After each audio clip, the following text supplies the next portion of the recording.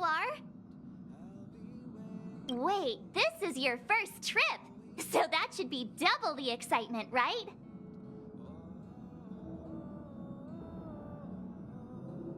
You're just like Mr. Yang, always worrying about things that haven't even happened yet. Young people should be energetic. Here, let's do some relaxation exercises.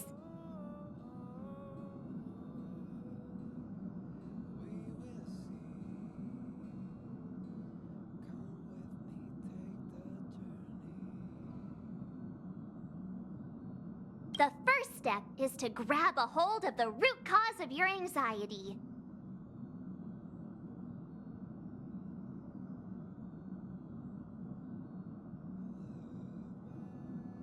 Well, it is a little abstract, but basically you just need to pinpoint what's bothering you. The second step is to focus all your anxiety on that point.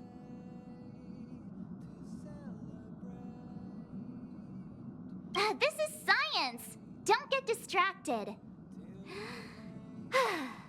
Focus. Now for step 3. Yank out that anxiety and cast it away with all your might.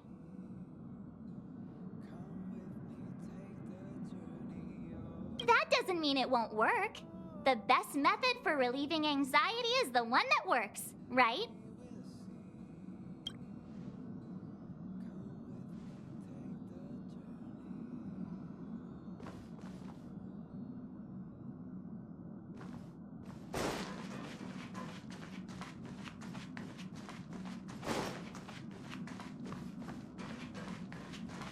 This is your first time experiencing the warp jump, so a little discomfort is unavoidable. If you're really anxious about it, I can stay here and have a chat with you. About everyone on the Express? Who would you like to know about? She's the owner of the Express. We joke around calling Pom Pom the conductor, but everyone knows Himiko is the boss. It all started with her encounter with the Astral Express, and they haven't been apart since then. She's extremely passionate, like a burning sun. However, she remains mysterious most of the time. Once in a while, you feel that she's burning herself out, trying to accomplish her dream. Only someone like her is worthy of the Astral Express.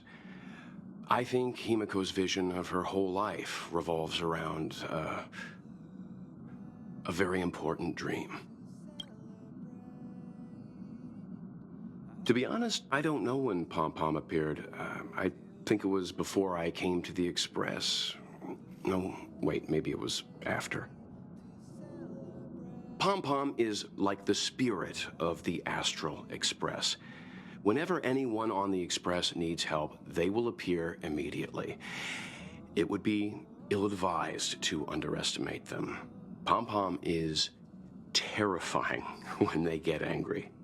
Yes, it's terrifying. Dan Heng is a lonely child. He may appear distant and cold, but his heart is kind. Perhaps he's the way he is today because he spent so much time on the run. Sometimes he reminds me of myself when I was young. We don't know what he's running from. He once told me that he didn't know either. All he knew was that something was chasing him, and that he had to run away. First from the Xianzhou, then the IPC. So he boarded the ship of a troupe called the Morning Actors, and escaped the IPC. After a while, he made his way to the Express, and he's stayed here longer than anywhere else. Don't worry. No matter who or what wants to hurt Dan Heng, we won't let them. Those who dare attack members of the Astral Express should be prepared to suffer the wrath of me and Himiko.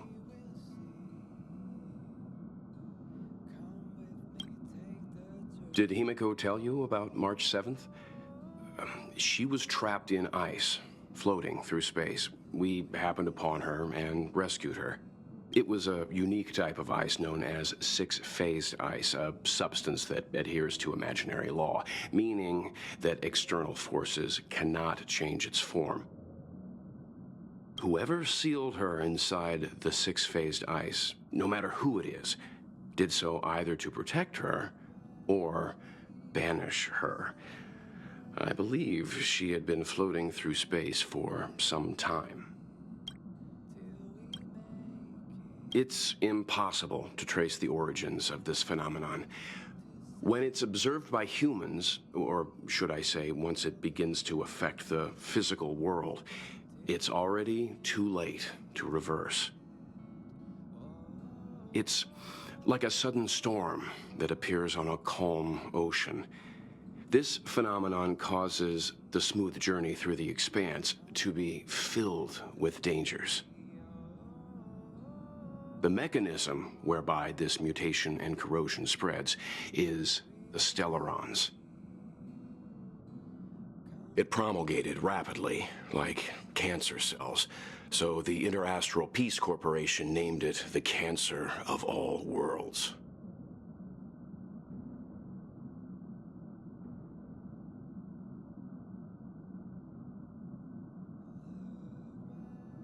They are the army ruled by the Eon of Destruction, Nanook. As Nanook's followers, they stand against all life and civilization and execute the will of destruction, disseminating chaos and calamity. Their actions cannot be explained by reason, because their only motivation and purpose is to destroy.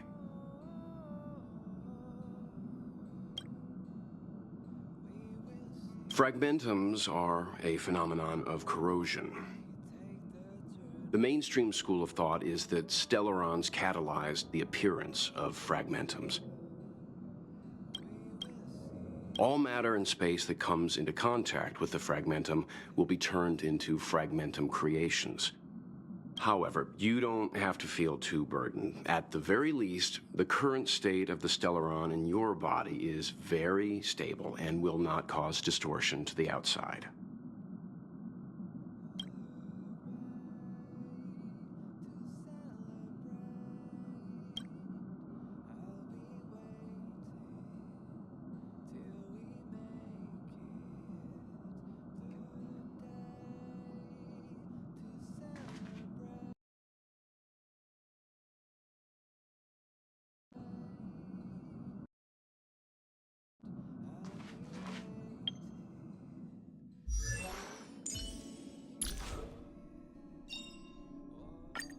The Express's path bridges the stars, as if it were a string of shimmering pearls.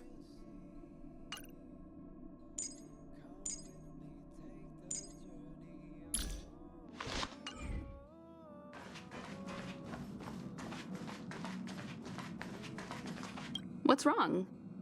You look like you were about to say something. Oh, I think I know what you're going to ask. You've come to the right person. Ooh, you want to know more about the Express? I'm glad. After all, it's an important companion of ours. The Astral Express was a tool created by Akivili the Trailblaze, who used it to transport themselves and the Nameless across the galaxy. It is rumored that there are other vehicles like it, but the Express has no such records. When I found the Express, its memory had been severely damaged, with much of its valuable information lost. All I know is that the Express is an aspect of creation built by Akivili themselves and used to travel the cosmos. As for how it was built and how it was damaged, I do not have an answer. The Express is traveling on a route that the Trailblaze once embarked on. The names of some destinations have been lost, but the first and final stops were both at Pagana, Akivili's homeworld. We speculate the Astral Express started its journey from Pagana, stopping at each destination along the way before returning there for its next journey. However, the appearance of the Stellaron has caused a delay at each stop. There's a legend in the galaxy. The heart of Akivili themselves lies in the core of the Astral Express, providing it with the power to travel between worlds. But I found no evidence of that aboard the Express. Besides, the Express existed before the Trailblaze fell. There's no way they could have had two hearts, right? However, it is likely that the Express possesses some sort of mechanism to transfer power from the Trailblaze. It wouldn't be possible with a normal Path Strider. The fallen Eon, deceased Trailblaze. Their passing is still a mystery, but of all the known Eons, Akivili was the closest to mankind. In the databank aboard the Express, it is recorded that they walked among the mortals, adventuring, fighting, and celebrating with them. Although they were an Eon restrained by the Prima Mobile, Akivili enjoyed a freedom similar to us mortals. They were different from most, but their passing came so suddenly that it was thought they were killed by another Eon. I don't believe that to be the case.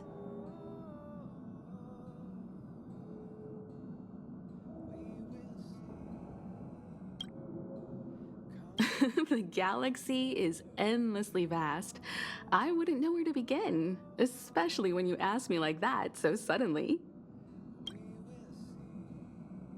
I've been to many different worlds, yet I still know very little about the galaxy, simply because it's too vast. As for its nature, there are a few theories that I can share with you. The most popular is probably the Cosmos Tree theory, proposed by Xandar, emanator of erudition and the first member of the Genius Society. He compared the galaxy to an enormous imaginary tree, with its leaves being individual universes. Therefore, only Eons who draw their energy from the imaginary and emanators who are blessed by Eons can travel through the spaces filled with imaginary energy. That's why planets where civilizations exist are so similar. However, the theory has its flaws. Elias Salas, the 56th member of the Genius Society, invented remote detection, disproving that the imaginary is unique. This shook the foundation of the Cosmos Tree theory. There are other theories as well. The stretching theory, the heat torch theory, and the parallel imaging theory. The Riddlers claim the galaxy is just a dream, and IX's followers seem to like that claim. Eons are the most mysterious beings in the galaxy. All we know is that they ascended from the form of intelligent beings. As for the how and why, even the geniuses over at the Genius Society haven't the slightest clue. Upon ascending to Eonhood, that being gains power over the paths, free to choose the allocation of imaginary energy however they wish, while suffering the restrictions of the Primum Mobile. The Eon of Destruction seeks only to destroy the universe, while the Eon of Erudition wants to find the answer for all that exists. Meanwhile, the Eon of Preservation continues to forge walls, and the Eon of Enigmata devotes itself to obscuring all that is known.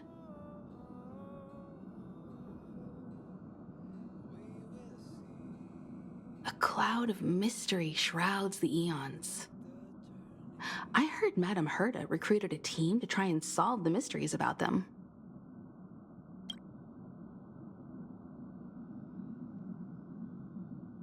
Compared to the Eons, the factions are much easier to understand. Mortals with the same objective gather together to practice their understanding of Eons and paths.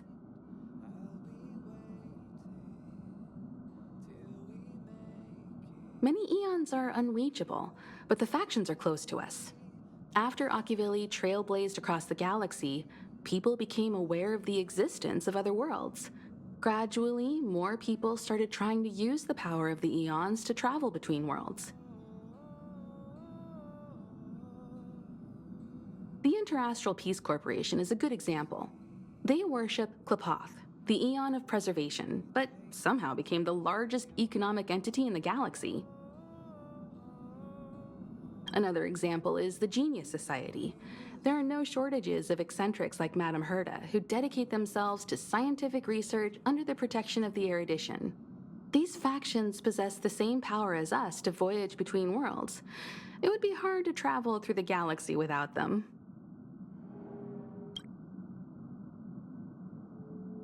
The birth of an eon gives rise to a path. The nature of the paths remains a mystery, leaving us to draw an analogy in a way that mortals can understand. It's a philosophical concept of sorts. A person is considered to be on a path when their will overlaps with that path. If the person has a strong enough will, they can draw power from that path. Those who can do so are called Pathstriders. Pathstriders possess extraordinary power, but are still insignificant compared to the eons, like a drop of water in a vast ocean. Sometimes eons will bestow a mortal with their power, making them an emanator of that eon. I should mention that once a path is open, it cannot be closed, even with the fall of its eon. That is how we are still able to travel across the stars, despite Akivili's passing.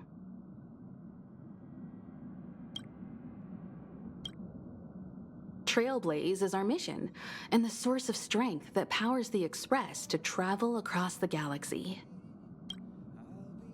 Explore the unknown world to continue our journey ahead.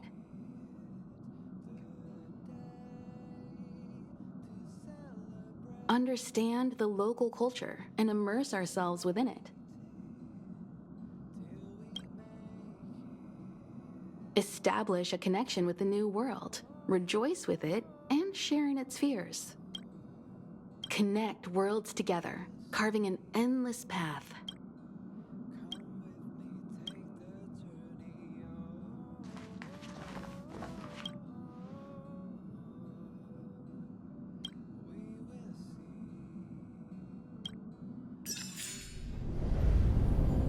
The universe. The Astral Express. Eons. Did I get dragged into a science fiction movie or something? This Stellaron thing in my body. Are you trying to catch the stars? I've done stuff like that before. But it wasn't stars for me, though. It was lights. When I first woke up after being rescued from the ice, I could see clusters of stars in front of me.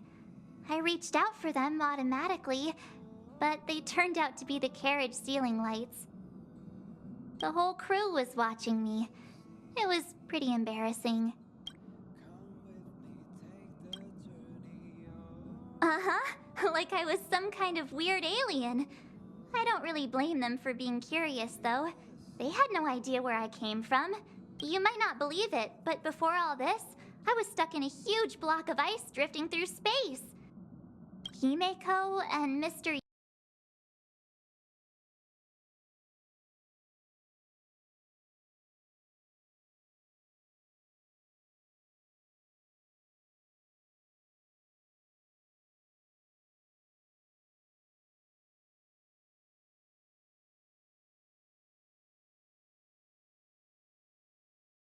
I don't know who I am, where I'm from, my name.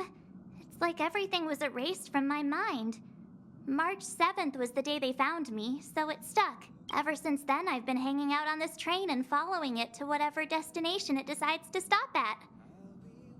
I'm hoping that one day I can find my past. What am I talking about this for? A way to get everyone down, huh?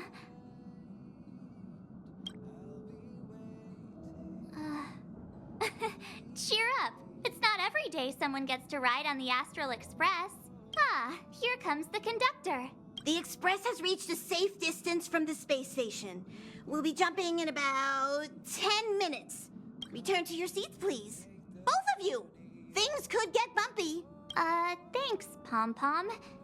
But did you really have to come and remind me? I'm not a newbie, you know. Well, it wouldn't be necessary, but Miss March 7th likes to challenge herself and falls over every time. That's just called never giving up. Conductor, can I get a juice, please? Thank you! We're jumping in 5 minutes. You can have something to drink when it's over. But I'm thirsty now. Our next stop is a small planet called Eurilo 6. It's been thousands of years since the last time the Express paid a visit. The databank shows it was a lush and beautiful place. But after all this time, it's possible that dramatic changes have occurred.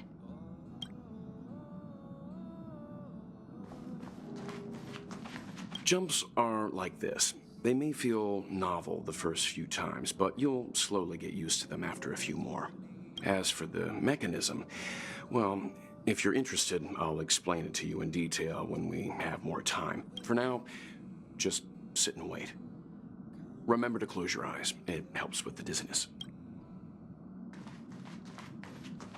Oh, don't worry about me. I just want to see if I can stay on my feet this time. Don't be silly. This is fun. I like keeping busy. Otherwise, I start obsessing over pointless things. Well, don't mind me. Find a place to sit down and buckle up.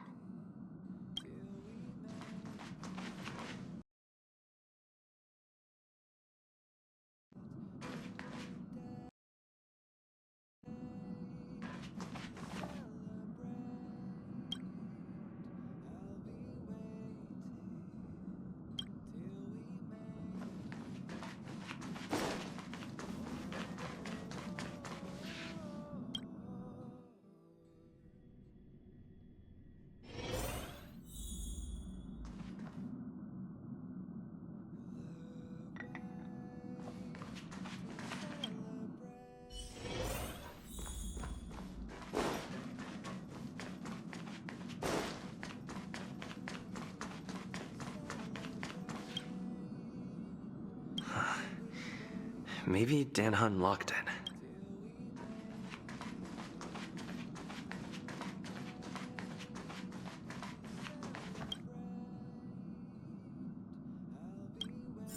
Hello? Hello? All passengers, please return to your seats. The train is about to make the jump. Hold on, everyone. I won't fall over. I won't fall over. 5, 4, 3, 2, 1.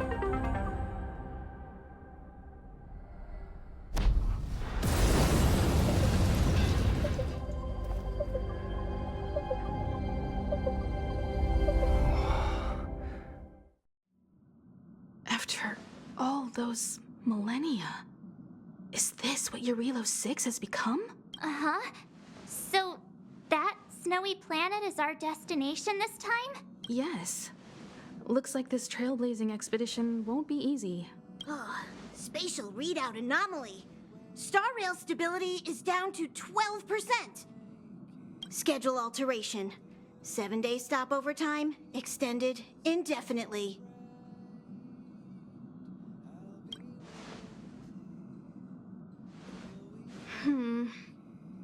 The complex locality of this world has been affected somehow.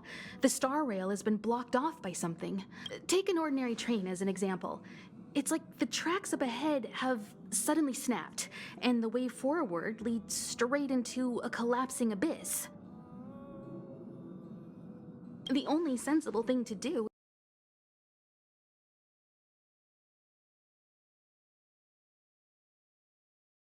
If we try to force our way ahead, there could be a hefty price to pay. This again? Don't tell me. It's gotta be. The results of the preliminary analysis are here. The anomaly stems from a stellaron, as always. Yes, just like the one that's been placed into your body. Stellarons are clouded in mystery. Even Herta isn't able to fully understand them. But there's no need to worry. This isn't the first time our route has been obstructed by a Stellaron.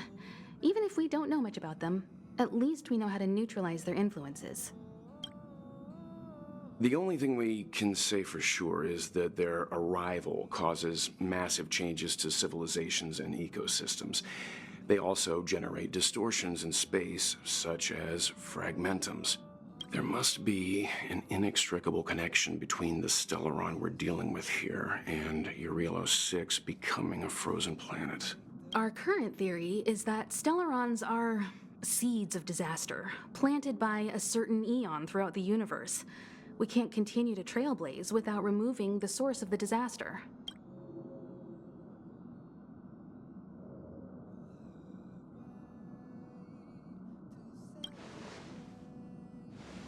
Right! You finally get what we're all about. Pretty cool, huh? I'd like to entrust this trailblazing expedition to March, Dan Heng, and you. The objective is clear. Find the Stellaron responsible for the disaster and the spatial distortions, and bring it back to the Express. We'll deal with the rest. Awesome! We get to work as a team again.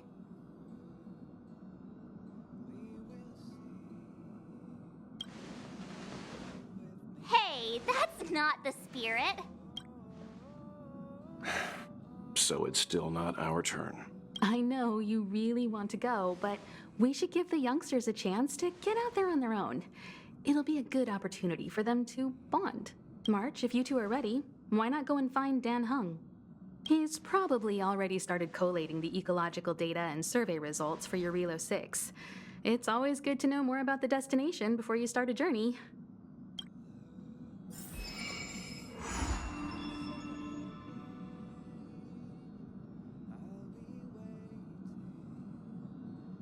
Hello, Future Lyric here. CapCut's become a bit of an annoying piece of shit, so this is where this episode ends. See you next time.